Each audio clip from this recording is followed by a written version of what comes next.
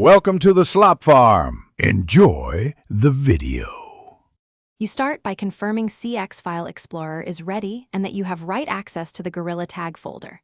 Back up the entire game directory now. You will restore it if something breaks. Once done, enable any developer or hidden file views so you can see config and prefab files.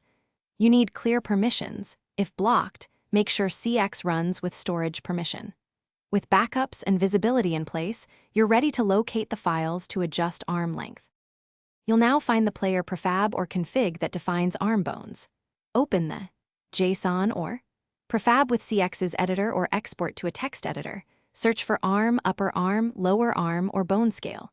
Make small, incremental changes to numeric length or scale values. 10% steps work well, so you can test without breaking animations.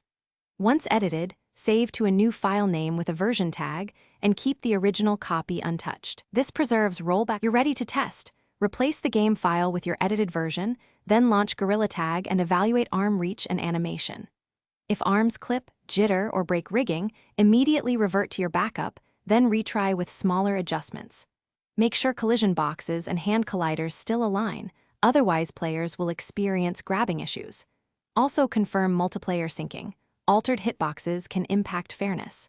If you run into persistent problems, restore originals, re-edit with conservative values, and retest methodically. Thanks for watching.